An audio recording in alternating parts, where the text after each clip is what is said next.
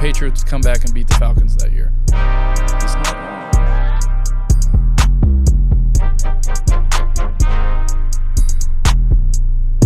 Hello and welcome to episode 1 of i75Live. I just want to give a little backstory, seeing that it is our first episode of the logo and of kind of where this all originated from. I75 has connected my entire life through where I grew up, where I went to high school, played sports. It also is right off of the college I went to and played football and lacrosse there as well. It is connected to where I am now met my fiance, where I met a lot of my friends that live in Cincinnati, wherever the case may be, that are going to be featured on this podcast as well.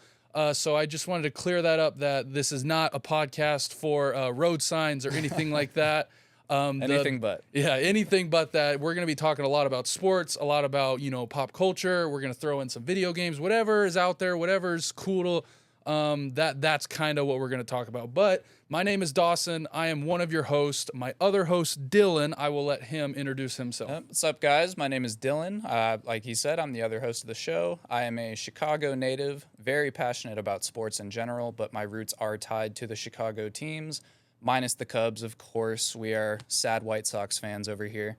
I've lived in Georgia most of my life. I'm finishing up my final semester at Kennesaw State. You may have heard of it now that the new college football game is out. Hopefully you're winning some natties for us.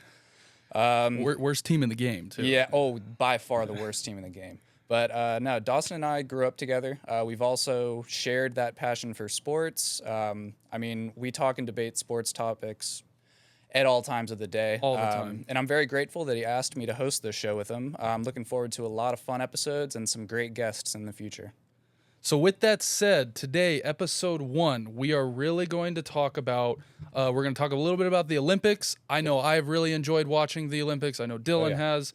We're going to talk about a little bit of the Hall of Fame game, because that was cool to watch. We're going to talk about Hard Knocks, especially with Dylan being a Bears fan. He's all over that. Love it. Stories about training camp, some of my team, the Patriots, with the quarterback controversy. We got some other quarterback controversy with the Steelers. We're going to talk about that, give our opinions. We also have, I think, very strong opinions on the top 100 list. Absolutely. And how that is very flawed, and I think they botched it. It was bad. So we're talking about that. And then to finish it off, we are going to talk about fantasy football and a little bit of betting, but fantasy football are guys we like, guys we love. I know everyone out there right now, they're getting all their buddies together, planning their drafts. So hopefully we can kind of help you, persuade you to help you win your league over some of your friends. So without further ado, let's get into the Olympics. The first story that I really want to talk about is Scottie Scheffler. Yep. I think I love golf. I know you're new to golf. You're getting into it. Brand new. So watching him win that gold medal, to me, and the emotion that he showed of everything that he's won this year, to the Masters, to the Arnold Palmer, to the Players Championship, even to the tournament he won after he had his firstborn kid. Yeah. He didn't show any type of emotion compared to when he won the gold medal. And to me, that just kind of shows how important and how grateful these athletes are to compete for their country, to win a medal, to hear your national anthem, playing as you're getting that medal draped over you. I think is really, really cool and really awesome, his reaction to how that all kind of played out. Not to mention how well he played after getting wrongfully arrested. Yeah, that too. That free Scotty. But no, I think we all can relate to the amount of emotion that he showed. When you work that hard for something, seeing it pay off in maybe like the biggest way possible, there's no better feeling. And so that that emotion was warranted 100%, and no short of competition either. I mean, he beat out players like John Ram, Schaffel was there too, and then Matsuyama was also at the Olympics. Yeah. And so, yeah. Funny bragging thing rights. about I can't remember exactly his name, but he won bronze. I thought it was really cool that because he won a medal, Yeah. he is now exempt from mandatory military for like his country. Really? Yeah, I saw it on Twitter and I was like, that's cool. Like you're playing for He's playing for something else. Yeah. So I thought that was kind of cool. But Scotty Scheffler winning that, the emotion he showed, I thought was awesome, especially of a golf fan, shooting a 62 on the last day to go 19 under to win a gold medal. I don't think you could have wrote it any better. So that was an awesome moment for me. It's a little bit of a comeback too. I saw he was behind. He into the last day. Yeah, he was going into the I don't know exactly how many strokes, but he was behind, came back, shot 62. Yep. Wild stuff. So it was awesome to see. And then another Olympian that we've been paying close attention to is Simone Biles, who arguably just became the greatest of all time in terms of gymnastics. After withdrawing from Tokyo 2020, citing mental health reasons.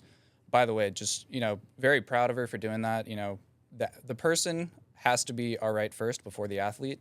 And I think they go hand in hand. And I believe that break that she took 100% helped in, her performance this time around. Well, and too, she was also she probably thought that was going to be her last Olympics because of her age. So for her to come back and compete this year says a lot about her as well, because she's going up against 16-year-olds, 17-year-olds, really, really young, athletes. So her doing what she did this games at 27 years old is pretty remarkable. It's crazy to think, the last time she competed since she dropped out in 2020, she was 19.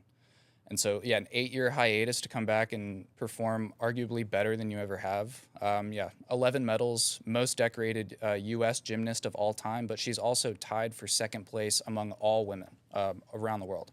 And so, that's, can't go unstated that she is one of the best. And then another Olympian known for a bit of a different reason, Noah Lyles. Little controversy, but he backed it up. He did. He completely backed it up. If you don't know who Noah Lyles is, he came under fire a few years ago talking about how the NBA Finals call themselves world champs. And his response was, world champs for what? You're not playing anyone from around the world, although arguably the NBA does have some of the best over-the-seas players, come to play in their league, but they're not competing against the whole team. And what better way to back it up than winning a gold medal and becoming a world champ yourself? And so hats off to him. He's also competing for another gold medal in the 200 meter for men's. I saw that before we came in, but he won gold in the 100 meter race. And it literally, you know what it reminded me of? It reminded me of the Cars meme where Lightning McQueen he stuck his tongue out to tie the race and they all had to race again. It was that. If you haven't seen it, go look. It's literally that close to where that's the first thing I saw was that Lightning McQueen scene, that first race. But talking about NBA and basketball, I am a strong advocate for the women's U.S. basketball organization team. They extremely messed up. Not putting Caitlin Clark on that team. I think for a lot of reasons. She would have brought the media attention.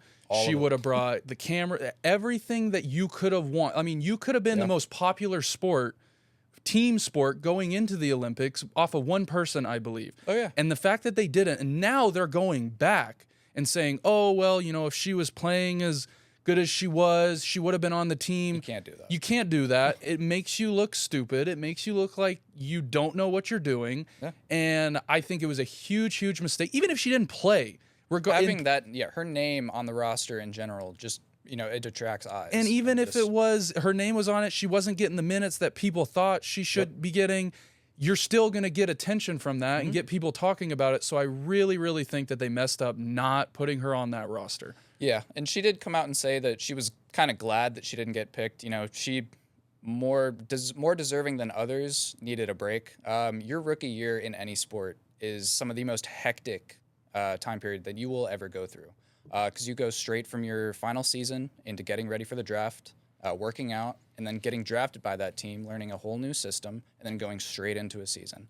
And so I know she was saying she's glad that she didn't have to pick up a basketball for a while, but I know that the competitor in her was definitely upset that she didn't get picked. I agree. And I think she would have helped that team as well. Oh, yeah. And now they're probably going to end up winning gold just because they will.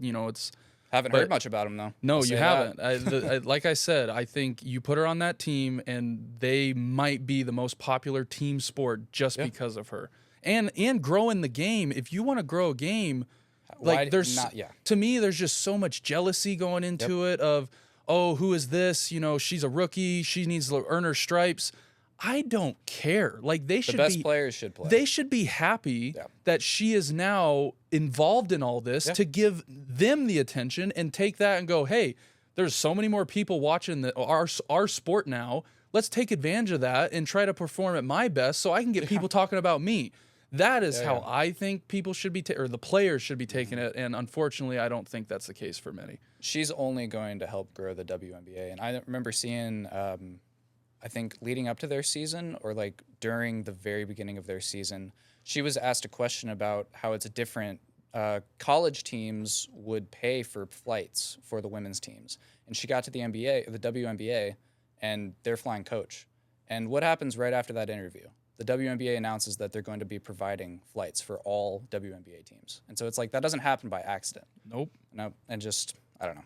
Yeah. You should be building her up. And, to wrap up the Olympics, I know Michael Phelps. Everyone knows who Michael Phelps is, and all the records and all the medals that he's won. You brought this up to me. It's crazy. 39 of his records he held. Only 4 of them remain unbroken. The world is evolving. Is wild to me. It's crazy. Of the dominance that he performed in the pool, in swimming, it's just like, So it's wild. I think, like you said, it really shows the world evolving, becoming, with all the technology available now. I think it's the different training techniques, all the analytics that go into it now. It's more high tech than it ever has been before. Now, could you imagine though if Michael Phelps had everything like that? Oh, I mean, no doubt, he'd probably have 100 records at this point. So. And then to round out the Olympics, I know it's almost over. There's like a couple days left. The U.S. is killed. Oh, yeah, which is expected, so it's awesome to see. But 24 gold medals, 88 total, 27 more than second place China. So that's awesome to see that, hey, we went into this knowing how dominant we are in sports, no matter what it is, and we are kind of killing the competition.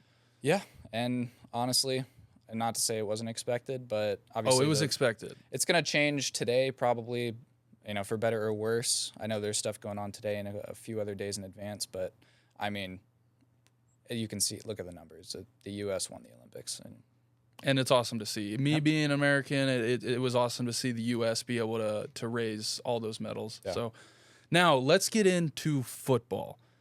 Our favorite. I know I can't wait. 3 really long weeks till we get a regular season game, but we did get the Hall of Fame game. Yep. So Hall of Fame Bears, what were you excited to see as your team? I know watching them play, everything like that, but what was like just cool, especially with the team that you guys have constructed now? What was cool about that? So I had to take it with a grain of salt as none of the starters played. But I was still excited to see some of our rookies that we drafted. Austin Booker, to name one, he's a 6'5" pass rusher out of Kansas. Absolute stud. He's number 94. I'm sure you'll get to know him on Hard Knocks. I don't think he was featured in the episode last night, but he will be a talking point for sure. And honestly, our punter, too. I don't know if you know anything about our punter. I saw his Madden thing. They released a video to where he's the lowest rated player. Oh, no, that's our long snapper. Oh, okay, but yes, our long snapper is like a 49 overall. So representing, but no, we drafted the Iowa punter last year in the 4th round. He's an Australian guy. Gotcha. I hope they feature him on Hard Knocks. He's so cool. I'm excited about all our players, but a punter, to be excited about a punter is just different. Yeah. Right? Well, and being from Australia, I mean. Oh yeah. They live kicking the football. He's the punter from down there, under. so, Dude. Yeah, it's great. But no, I was excited for what I saw. The defense looked good. The offense slow at first, but then picked up. Obviously, I think it was back-to-back drives with a touchdown. Ended up winning us the game. I know the game got called with like 3 minutes left in the third quarter. Yeah, which kind of sucks for the younger guy or the guys trying to make the roster. I know they have 3 more, so hopefully they'll be able. But the NFL, they really, they don't care. So it sucks for those guys that they weren't able to get those minutes that could maybe determine if they make a team or not. Oh, absolutely. But it was really fun to sit back, watch and another thing I noticed, the Olympics were going on that same night. Yep. There were still, I was curious, more people that tuned in to watch the Hall of Fame game, knowing that none of these players were going to be playing. Still more people, U.S. ratings, I can't speak for the rest of the world, that watched that Hall of Fame game over the Olympics that night. It's which, amazing. Again, proves football is king and nothing will ever be able to beat it. Football will probably always be king in America, but I would like to take this time to shout out the Bears fans because, I may be biased. The Bears. Here, right there. I'm just saying, if there were other teams in the Hall of Fame game, it might have been a different story. But I've heard countless people say, broadcasters or former athletes, the NFL is better when the Bears are good. That is one of their biggest markets. Oh, the delusion is so real. Call it delusion, but Chicago is a football city. We love all our teams, but they are a Bears city first. I will say that if we start winning. You guys, you have been a true Bears fan for as long as I've known you, with every opportunity to switch up after the double doink, after everything. So I give you credit. I appreciate the loyalty that you do have to Loyal to the very end. You see the White Sox jersey right here. Shout out to them for breaking that 21-game losing streak last night. It still doesn't make it any better. I was really hoping they were going to make it to 26. I was hoping they were too, dude. I'm rooting for history. Like, I need records, good or bad, that I can talk about. So now that we've kind of talked about that, Hard Knocks, first episode, just the other day, what was your wants going into it, for one, especially after watching the first episode? Yeah. What do you want to see going forward? I thought they did a really, really good job of showcasing Caleb Williams and how he is trying to take everything in and not just come in and be, no, I know everything. Yep. I did this in college. I'm not going to listen to you. I'm going to do it my way. To where what I saw, hopefully, he's not just doing it for the cameras. Yeah. I want to learn. Yep. I want to be successful in this league, and I want to be the quarterback for this team. I couldn't be happier, honestly. Like, throughout this offseason, I was on the fence because I love Justin Fields. We grew up around Justin. We played him in high school a couple times, same with Trevor Lawrence. But I thought this year was going to be the year where you figure out what Justin's ceiling actually is, his real ceiling. You finally have a complete team. And I understand why you get rid of him. You reset the quarterback clock. With a complete team this time, you're not having to build up the confidence of someone who has been stripped down from failure after failure after failure, regardless of if it's his own fault. I loved what I've seen from Caleb. I love that, like you said, he's showing coachability. And honestly, a couple of clips last night watching him just, going into the huddle and saying, I'll be better, stuff like that, apologizing, and then like talking through with his veteran teammates, and then going out and throwing touchdowns right after. I loved seeing the relationship with his teammates. The coaching and the film interactions, too, I thought were really important. Yeah. I know you wanted to talk about the Nick Saban meeting. Yeah, the Nick Saban meeting was so cool. Yep. If you're an athlete, if you like sports, whatever, you've got to go check that little segment out of it of Hard Knocks. I'm sure it's clipped all over the place. Oh, yeah. But him talking about kind of what he did with the players that he got at Alabama was so cool to hear. And I think it also kind of plays into why he's not coaching anymore with how college football has kind of turned with this whole, money and players getting paid, to where now he can't do what he did, where he called it transformational leadership of transactional. He could take a guy that's athletic beyond all beliefs. Yep. And if he doesn't care, if he doesn't work hard at every other aspect, then all that ability is kind of worthless. Yeah. So what he did is he made these players believe, and he was able to do that over the 3-4 years he would have them. Yep. And you saw kind of the last couple of years, he wasn't able to do that, especially with the transfer portal. So it was a really cool segment that was it wasn't very long. I wish it was longer. I do too. But that hopefully it comes back. I do too. That was my favorite part in that whole first episode, just because it showed how awesome of a coach I think he really is and was, and the proof's in the pudding. Like, I don't know how many championships he won, but it was a lot. Yeah, so that was my favorite part. But of course, watching Caleb and some of these, I know the rookie talent show is always fun. That's everyone's favorite thing to watch too, coming out of that. So what's his name? Theo Benedette. I don't know if you guys got a chance to see the Canadian guy ripping off his pants to show a American Eagle. Well, and he's from underneath. Canada, so that made it even funnier. Singing "God Bless America." Yeah, that's what he was. It was amazing. It was really funny. But yeah, so that I think is awesome as the episodes come out. But other stories around the league that are very interesting. Back to Justin Fields. I think that team right now, Russell Wilson, I know they kind of said he's still the starter, but he did the worst thing he possibly could. He got hurt. He opened the door for Justin, and now that whole organization of the Steelers is the clips and stuff I've seen. They're rallying behind him. Oh, yeah. They're backing him up. He's playing good regardless if it's practice or not. Mm-hmm. And I think the Steelers are looking at themselves going, crap. It's a good problem to have. It is. Honestly. It is. But Russell Wilson, though, like, what are you... Like, I understand you can't control injuries. I understand it happens. But you did the worst thing you possibly could do. I don't think he's practiced much at all during camp. And, yeah, just seeing those clips come out of Fields, like, you talked about the team rallying behind Fields.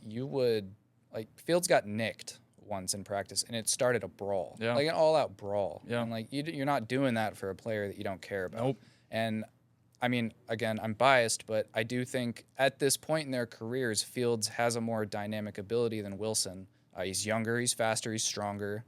He was only like a couple hundred rushing yards away from Lamar, and Lamar was. And he only played like 11 or 12 games. Yeah, so he has all the talent in the world. Yeah, and I don't think ever clicked in Chicago. Nope. I wish the guy the best. I hate the Steelers, not a big Steeler fan, but I hope he goes out there and proves, hey, I can be a starting quarterback in this league, and he might get the chance to now that Russell Wilson has opened the door for him. Heath Miller scored that touchdown, by the way. Just saying. Okay. Speaking of my team, we'll talk a little bit about the Patriots. I know it's kind of been, people have talked about Joe Milton outperforming Drake May and everything like that. I don't buy it.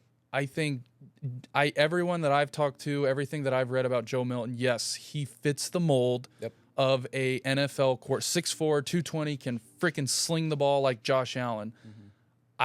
You go back and watch some tape at Tennessee and listen to some of the reports.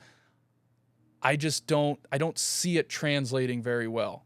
Yeah. And unfortunately, I don't think, hopefully we throw him in preseason games. He gets some real live action, because I think it's going to be completely different once real live bullets are getting shot at him in a game of having to make decisions, in seconds.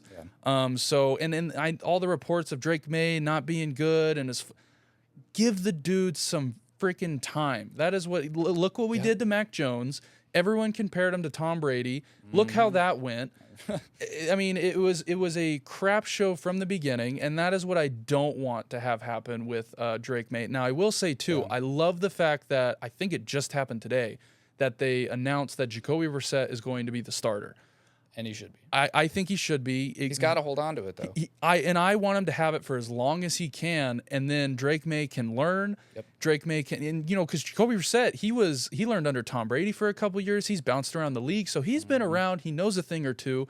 So if I was Drake May or even Joe Milton, take in everything that he has to offer, everything that he has to say, whatever it might be.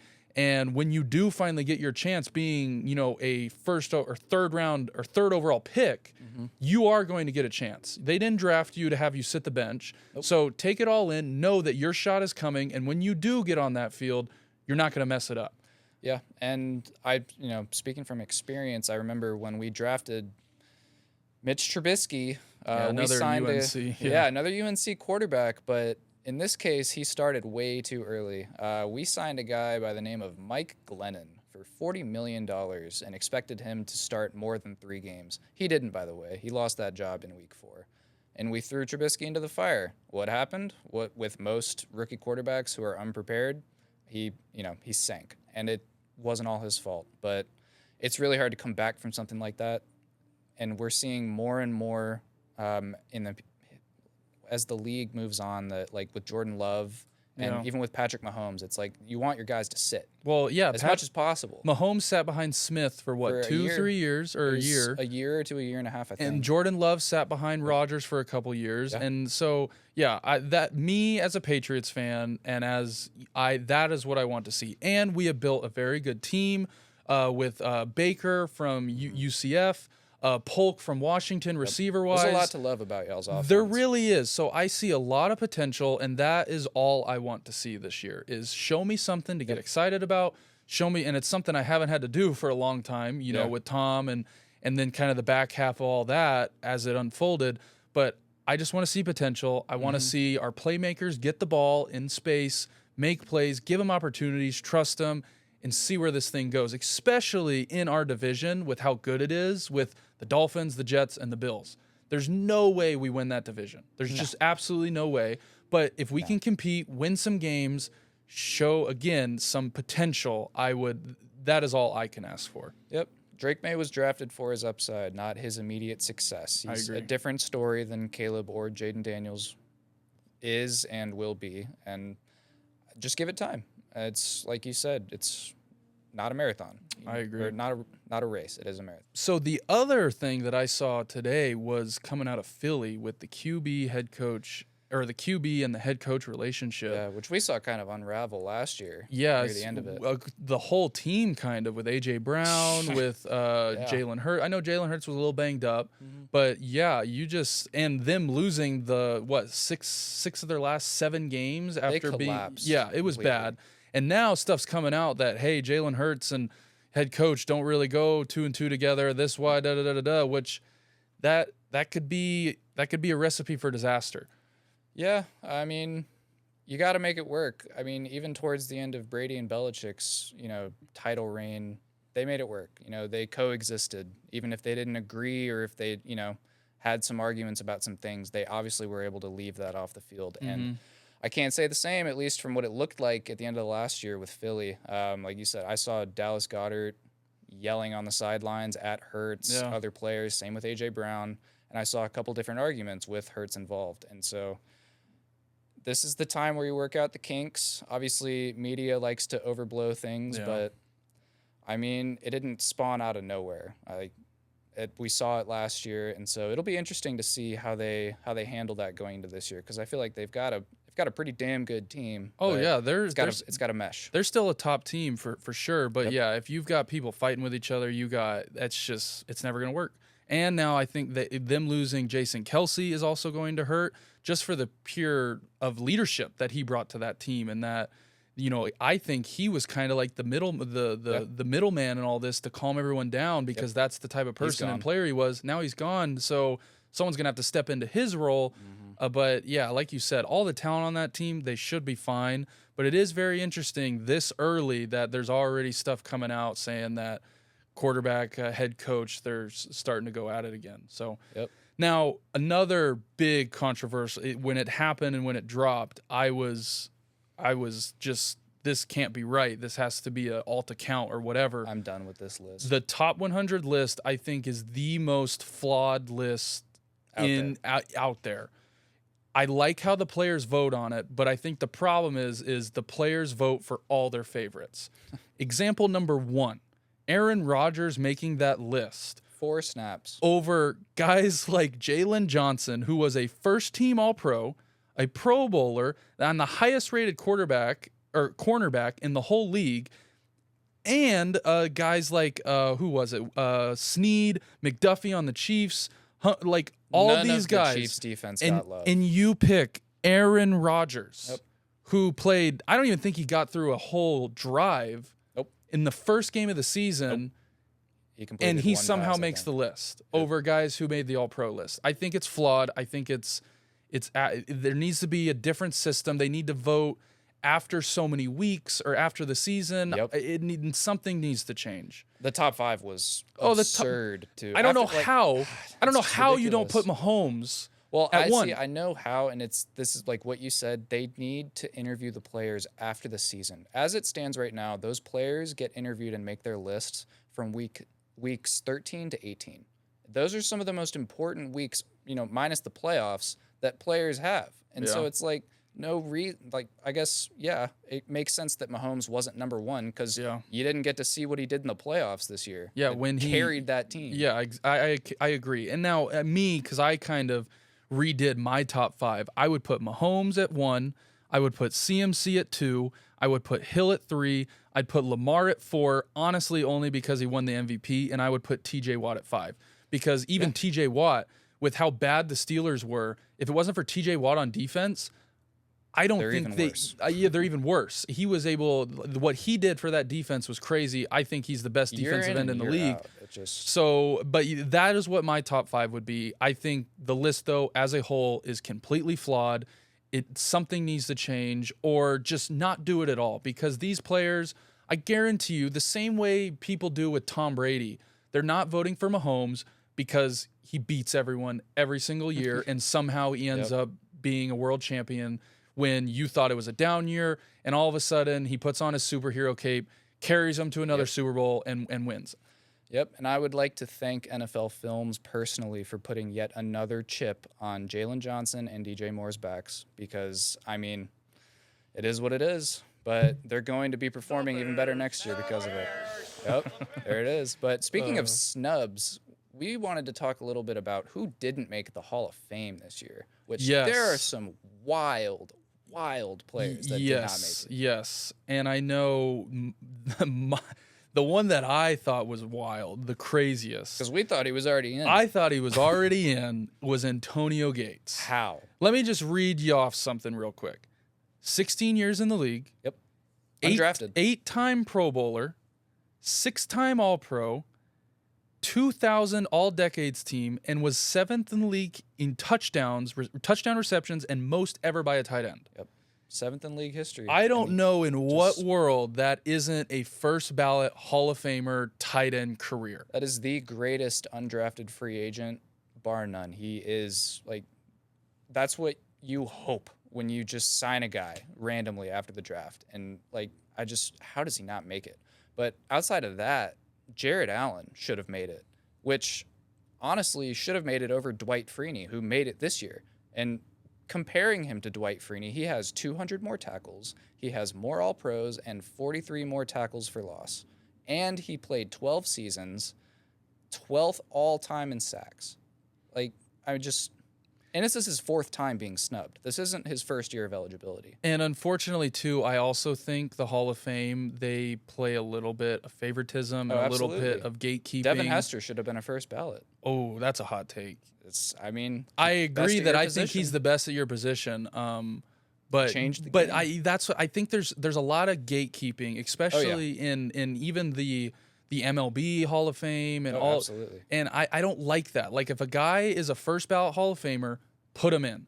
He's a Hall of Famer, but we're gonna wait a couple years. Yeah. No, if he deserves it, freaking put him in. That's what I think. And Antonio Gates is a perfect example of that. Yep. And then Jared Allen, and then another one, Reggie Wayne, who's played 14 years, 10th all-time in receptions and touchdowns. Still not in there. Peyton Manning's #1 wide receiver. How? Yeah. Well, and I could say, look at all the great quarterbacks and all their receivers. It's just crazy. I hate the gatekeeping. I just don't like it. I don't like people voting for something. A lot of these people didn't even play football that are also voting for it. Yeah. So I don't know. It sucks for those guys because I think they deserve it, but unfortunately, it's just out of their hands. Not to say that this guy didn't deserve it, but Patrick Willis played 8 less years than Antonio Gates, and he made it first time this year. And not to take he's not a great player. Yeah. But Antonio Gates deserves it over him. I agree. And maybe it comes down to, important games played. Patrick Willis did get to play in a Super Bowl. Antonio Gates was stuck on the Chargers his entire career. Yeah. So that probably plays into it, but it shouldn't. It should be on individual performance. I agree. So our favorite, I know everyone can't wait. Let's get into fantasy football. I'm sure all you guys out there are starting to put together your drafts, talking with your buddies, finding dates that works for everyone. I know me and Dylan are. He's a commissioner of some leagues. Yep. I am too. Before we get into that, though, I also want to say we have been running a double flex league for how many years now? It's been 2 or 3. And best decision I ever made. I didn't like it at the beginning, and I thought it was going to be kind of dumb. If you're not doing a double flex league, you need to. Yep. It gives you another player to start in your starting lineup. It gives you another player to watch on Sunday. Mm-hmm. It is so much. It's way more fun than just having one. Yep. You can either do another tight end, you can do another receiver, another running back. Yep. I know some people even do another quarterback. I know that's a double quarterback league, but it's so much fun. If you haven't tried it and you've been doing a league with some of your buddies for a long time now, give it a try. I promise you will really enjoy it. Yep, and I can hear it now. You're saying, oh, that's too many spots. We're going to have people on our team that aren't even going to do anything any week. Just take away a bench spot and put it into your starting lineup. It's the same number of players. The league is honestly more deep than it ever has been. We just got done with the COVID class being drafted. So these are people that have been in college for like 5-6 years, on top of people that were also coming out after like year 3 or 4. Yeah. So the league is stacked. There's no reason that you can't fit an extra starting guy. Yeah. And how many times have you been deciding between 2 guys on the bench? You pick one, and the other guy ends up dropping 20, and you lose by 10. So that fixes it. And it's, like you said, it's more fun, more points scored. Yeah. It's I enjoy not for the casual fan, I'd say, because you got to do a little bit more research on your guys. But if you're a football junkie like we are, it's perfect. Yeah, I completely agree. But let's get into, we've got lists of guys we are scared or won't take, and we've got some guys that we are loving taking in some of the mock drafts and some of where the ADP falls with some of these guys. I'll go first with 2 guys that I am scared to take. I will probably end up taking them in some of my leagues. Drake London and Kyle Pitts. They scare me because of what they've done in the past, but like I said, I'm a huge...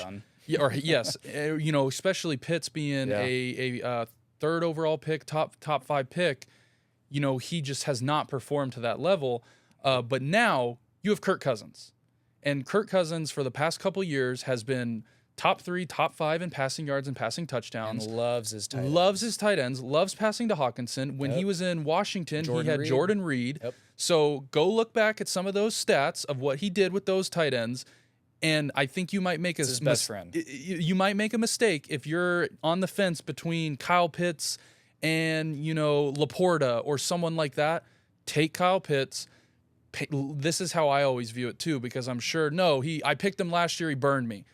Paint a new picture for this year. Mm-hmm. This year is a completely new year, completely new teams, new quarterback, and look what Kirk Cousins has done with Justin Jefferson and these tight ends. I think it's it might take him a couple weeks to get going because it is a new team, it is a new offense, but he's going to end up passing the ball to a 6'5" tight end across the middle as many times as he can. Yep. So that is my opinion on where Kyle Pitts could be a league winner. I also think we'll get into it in our betting section. There's a couple bets with Kyle Pitts that I really like. But Kyle Pitts, I think, could be a league winner. I think he's going to catch a lot of touchdowns, if he stays healthy, if he plays 16, 18 games like I think he will, Kirk Cousins is going to find him a lot. Got to stay healthy, though, and I guess that's where the fear comes in with both of them, because I think London has missed games and Pitts has London been can less play than available. London can play that not comparing him to Jefferson, but he can play that outside deep, corner, deep post, whatever the case may be, that Jefferson was for Kirk Cousins. So look at it as in, hey, if you like Justin Jefferson and he won you a lot of games if you've had him the past couple of years, who was throwing him the ball? Yep, now who's throwing Drake London and Kyle Pitts the ball? That is what I would look at when you're on the clock and when you're picking your team this year. You know what I think just happened right there? I think he talked himself into drafting both of those guys. You know what I should do? He's scared. I should get Drake London, Kyle Pitts, and Kirk Cousins on one team. Stack them up. So that'd be fun. But But no, yeah, those two guys I'm scared to take, but I have a feeling that if Kyle Pitts is on the board, I'm gonna take him. So I'm guilty of that too. He's going to be playing wide receiver and tight end this year. He's going to get a ton of reps, and Jonnu Smith is gone. Finally. And not to mention Rondell Moore. He just got today. hurt. Yeah, like air cast. They had to cancel practice. So that's even more targets that Drake London and Kyle Pitts could be receiving now. Yeah. So the stock, if you've already done your draft and you've picked one of these guys, good for you. Yep. But the stock, I think, on them is slowly rising, and the longer you wait, the higher these guys are going to go. So do not be scared to take them. Their biggest competition in the passing game, at least, is Bijan out of the backfield, but then Darnell Mooney. That's it. I think they don't have a couple other guys that I do not, know the names of, but I mean, we would know if they were pretty notable. Well, and Bijan, I think, is going to have a huge year as well. And the more they run with Bijan, because I've heard stuff, that they're really going to unleash him this year. The more they run the ball, the more these outside guys are going to be open running down the field. Yep. So you can't go wrong with the Atlanta Falcons this year with Kirk Cousins as the quarterback. Mm-hmm. But who's a guy you're loving? A guy that I'm loving. I am really, really, really liking Joe Burrow. I think everyone has forgotten how good Joe Burrow is when he is healthy because of what happened last year. Yeah, and this is my game plan, which if I could pull it off in one of my leagues, I'd love to. I would pick Jamar Chase in the first round because he's going in the first round. He'll probably go top 8 picks. Oh, yeah, probably maybe closer to Hold top 4, off maybe. on Joe Burrow till his ADP right now is about the 7th, 8th round. That's wild. 7th, 8th round for a top 5 quarterback when some quarterbacks are going in the 4th round. I'll get into that, my next one, that I do not think should be being taken as high as he is. But you get Jamar Chase in the first round, pair him up with Joe Burrow in the 7th or 8th round, you have the best, I think, the making of the best quarterback wide receiver combination that you could build for a fantasy team. He loves throwing to Jamar. You saw what he did a couple years ago when Burrow was healthy, and when he had Jamar Chase, it was like, oh, if you saw that you were going up against that team that week, might as well just chalk up an L. Even last year, a very small sample size, because I know they were both hurt at different times. They didn't get too many games playing together. Chase still had multiple games of over 10 catches for like over 150 yards and a couple touchdowns. What other stack in the league is supporting that besides maybe A.J. Brown and Jalen Hurts? But even then, like, it's not at the volume that Jamar Chase is getting. Yeah.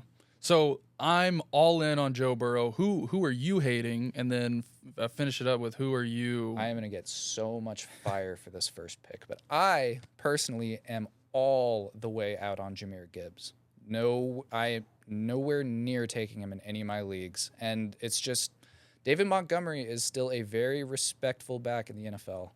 He was 1A to Jahmyr's 1B. And so even if that flip-flops next year, how do you warrant taking a guy that has such a clear handcuff and even like a guy that is stealing touches from him in the first and early second round when you can take guys like Jonathan Taylor, who I'll be talking about later as a guy that I love, Saquon and Kyron Williams, guys that don't have a clear guy behind them to just rip touches away from them.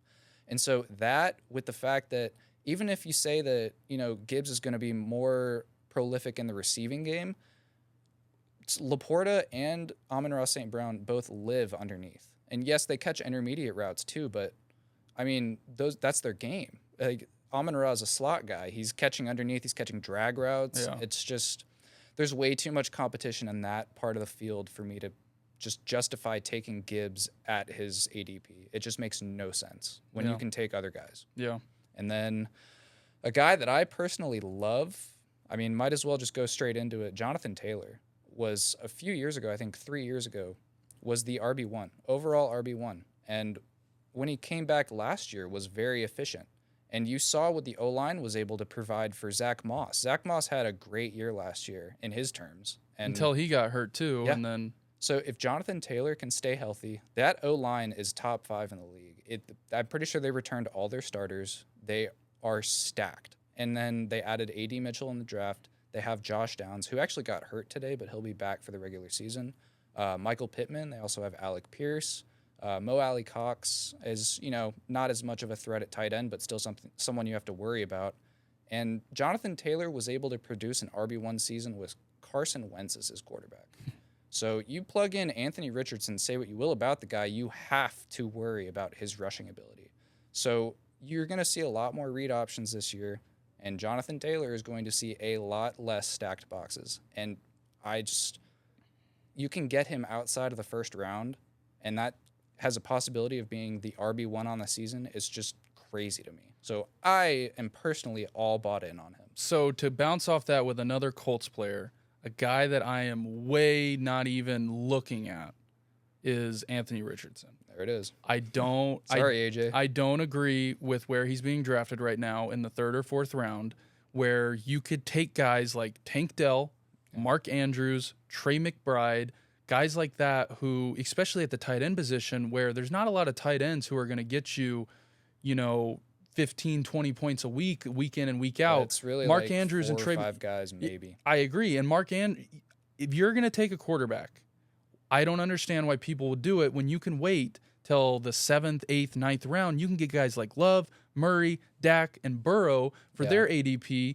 And when all these guys are going to finish around 20 points, in that range with each other. I understand the rushing upside of Anthony Richardson, but I don't want to spend last year, though, that too. And I don't want to rushing. spend a 3rd or 4th round pick on him when I can get some of those other guys and build a solid, deep team with and not worry about my quarterback. Oh, is he going to get hurt? Is he going to play? Yep. Whatever the case may be.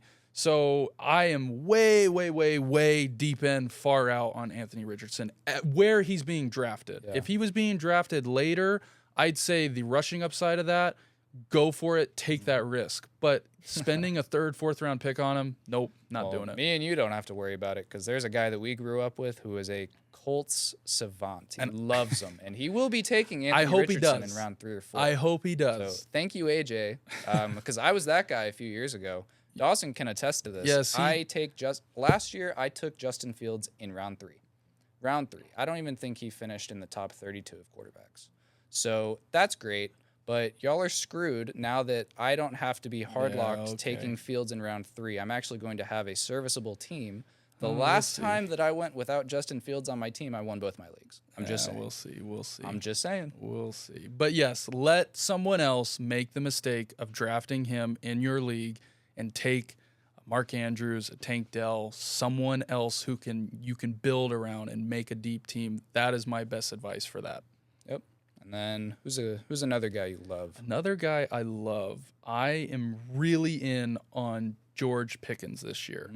They shipped out Deontay Johnson, so they've really given him the receiving room. Yeah. And on top of that, I know he only had 4 touchdowns last year, but he was a 1,000-yard receiver with the terrible, god-awful Steelers passing game that they had last year. You could probably put together a highlight reel of the amount of times he was throwing a bad ball. That would have been a big play. It's bad. It was so bad last year to the point, I mean, it was just unwatchable, where if they were on a primetime game, you just turn it off. Yeah. George Pickens, it smells and it everything to me is saying bust out year, especially for his ADP. He's going 4th, early 5th round, depending on how many people are in your league. That could be a really, really good pick to a guy who could end up being a top 5 receiver when it's all said and done. Get some more touchdowns, get some more yards. Yeah. I think it's a great pick. I really like it. And he's got a huge quarterback upgrade, regardless if it's Russell Wilson or Justin Fields over Kenny Pickett. Kenny Pickett couldn't do anything, couldn't get him the ball. It wasn't accurate. He was always having to make acrobatic plays, which was cool, made for cool highlights. But I think with the quarterbacks that he has now, he's going to explode and be a huge guy to where he could very well be a league winner at his ADP right now. Say what you want about Russell Wilson and Justin Fields' overall accuracy between short and intermediate, but they can both throw deep, and that is George Pickens' specialty. And like you said, he's the overall wide receiver 1 in that room now, unless Brandon Ayuk decides to get traded anytime soon. I'm seeing stuff like that. I know I heard the Patriots offered him $30 million a year, and he still said no. He clearly didn't want to be there. He clearly didn't, so I'm happy. Yeah, you don't want players that don't, but you turn down $30 million a year. I don't know where exactly that stacks up to some of the big receivers who've gotten paid this offseason, but that's pretty wild that you're turning down $30 million a year because you don't want to play for an organization. That was Tyreek Hill numbers a few seasons ago, for those who are curious. But yeah, hit me with one more guy you love, guy you hate. So another one people seem to fall in love with. Sorry, Chris, being a Dolphins fan, but I just don't get Devon Achane at all. I don't. There was such a small sample size last year in terms of production. He was not healthy. I think he played like 4 or 5 games, and it might have been more than that, but he didn't get touches in those games.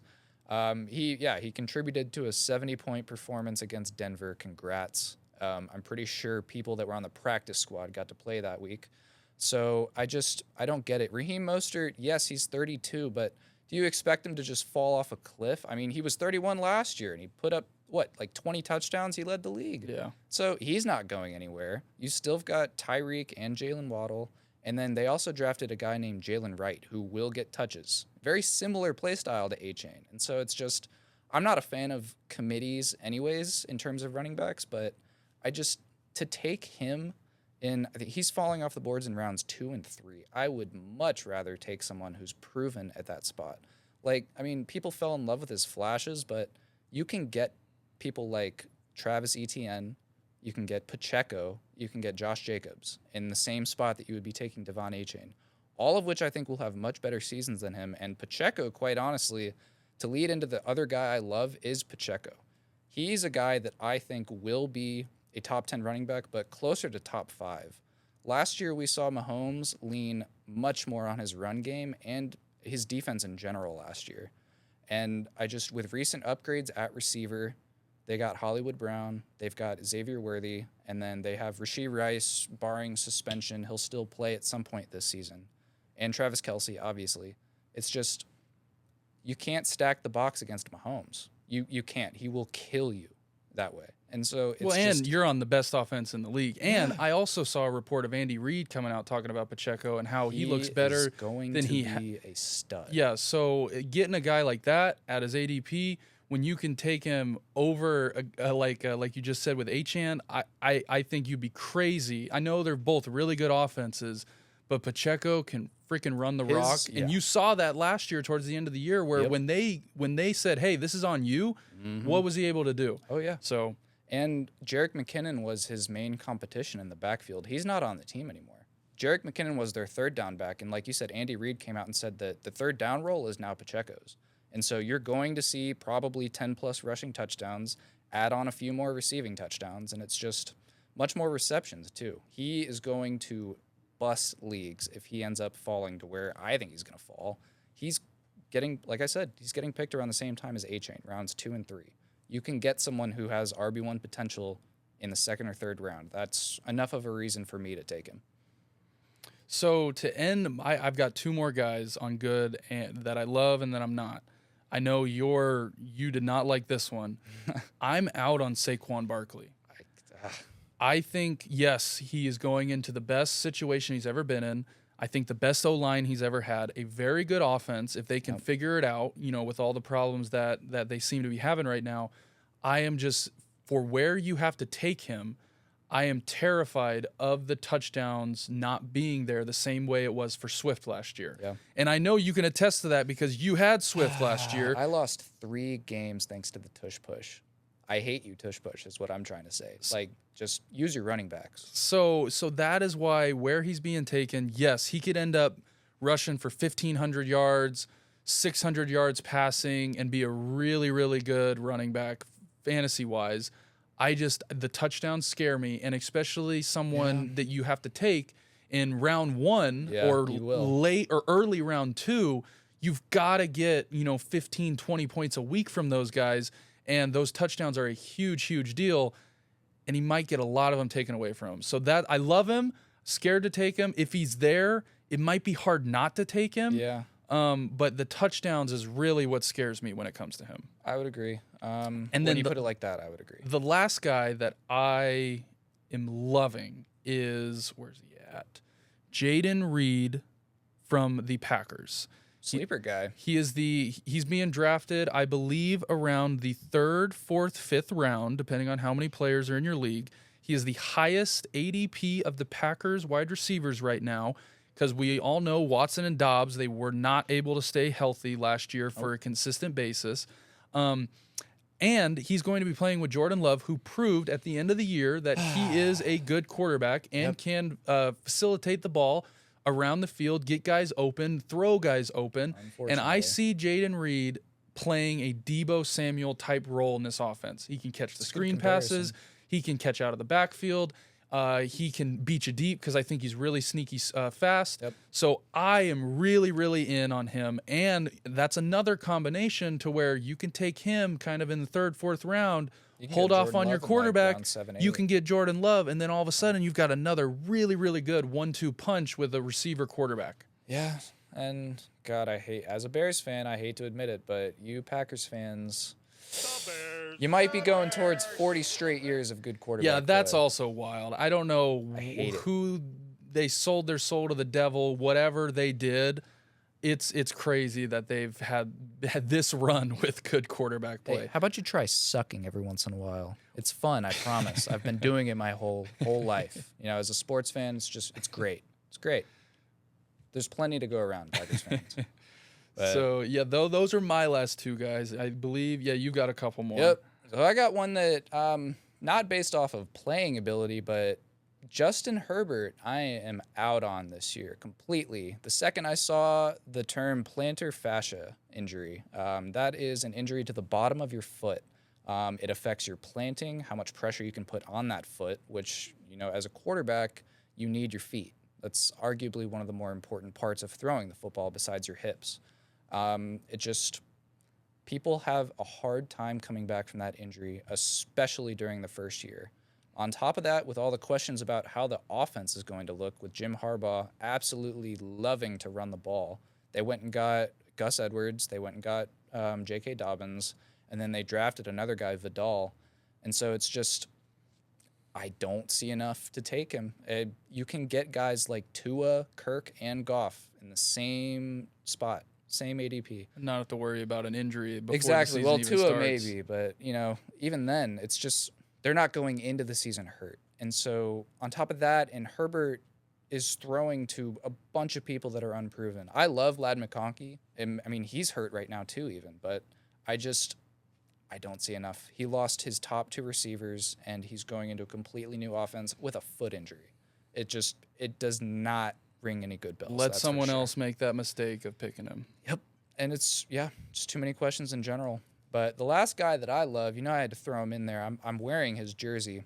DJ Moore last year, with average quarterback play, even with, Justin Fields got hurt, and we had a guy that was in D2, a D2 rookie, starting games for us last year, I think 3 or 4 games. DJ Moore put up career highs. He had 96 catches, 1,364 receiving yards, and 8 touchdowns, all on that offense last year. So give him an offense where he's not going to get double-teamed anymore, because now you have to worry about Keenan Allen and Rome Odunze and Cole Kmet and DeAndre Swift and Gerald Everett. I see fireworks. And with Caleb Williams at the helm, I see even more fireworks. Not to mention he has the 5th easiest strength of schedule for receivers, and he's getting drafted in the 4th round. I know we all remember the Washington game last year. I personally, that was my favorite week of fantasy because I didn't have to worry about anything after Thursday night. I had 80 points between my quarterback and receiver. Yeah. That could happen more than once next year. I'm just saying. He is the one guy on that offense that can do everything. He's a gadget guy. He will take handoffs, end-around routes. He'll go deep. He'll go intermediate. He'll go short, slot, X position. It does not matter. He will be fed the ball. And with single coverage opportunities coming around him, I'm excited, to say the least. I'm excited. No, as a Bears fan, I could only imagine, especially with the weapons that they did add. Yep. Add Caleb Williams. I think that's another one is smelling. If he could do that with the quarterbacks he had last year, I think the sky's the limit for him. Oh, I can't wait. But to finish, now let's transition into betting. I know that's huge now. Everyone's always... I was looking at some of the NFL season-long bets. I normally don't do these. Yep. Prize Picks. Yes, Prize Picks. So my two that I saw that I loved, they're both Falcons. Yep. I just so happens to be that way. Bijan Robinson, rush yards over 975.5. I'd say that's a lock. I think he's minus 110 on most books. And to me, what Atlanta is going to want to do, what they have said they're going to do with Bijan, I see him getting over 1,000 yards by week 14, by week 15, week 13, really early. On top of receiving, I looked at his receiving yards. They didn't even have it listed because I think they're scared to post it because he's just going to be unleashed. They're going to finally let the chains off, and he's going to go for amazing numbers. I don't think it's out of this world to say that he could be looking at a McCaffrey 2019 season. Yeah. I agree. The pieces are there, and I'm with you. And all the athletic ability is there, everything is there, and everything is set up for him to have an amazing year. He's another guy in fantasy. Do not be scared to take him in the first round because I know he's going in the first round. And you took him in the first round last year too, and it kind of didn't work out. I didn't think about Arthur Smith being. But that's the thing, though. Don't let last year cloud who you're taking this year. I promise that offense is going to score a lot of points, and their defense isn't very good, so they're going to have to score a lot of points. It's gonna be shootouts for the Falcons, and they may lose more games than they should because of that defense. But the numbers are going to be there. The stats are going to be there. Numbers, absolutely. Yes. It's gonna be a good year of offense for the Falcons. And speaking of scoring a lot of points, the other one I saw, Kyle Pitts, 4.5 over touchdowns. Again, he's minus 10 on most books. This is one of those bets that I saw, and I kind of was like, really? To where this either to me is he's either gonna pass this by week 7, and it's like, wow, that was so free, so easy. Or it's going to be week 16 and he's sitting at 4 and you just need one more touchdown. But I think, again, like I said, I'm all in on Kirk Cousins and controlling that offense. I think this number is way too low. I think he's going to get this. He's going to hit this with Kirk, especially in the red. He might have 5 touchdowns just in the red zone alone, not counting the big plays he could have. That's true. So those are my two bet. You can find them on Prize Picks. Those are my two that I saw for the first, going through the numbers the first time that I really, really liked. Yep. I have 3 that I loved looking at Prize Picks. I think the one that I'm taking, absolutely, no doubt about it, is Derrick Henry over 10.5 rushing touchdowns. On that offense, there is so much to worry about. And just with Lamar Jackson back there, you've got Mark Andrews healthy. Isaiah Likely has carved out a role finally. You've got Zay Flowers. You've got Rashad Bateman. Gus Edwards was capable of 13 rushing touchdowns in that offense, and most of them were coming from the goal line. And so it's only right. Like, you plug in Derrick Henry in that role, how do you not expect him to go over that? It's just, I can't. And it makes too much sense not to take that bet. And so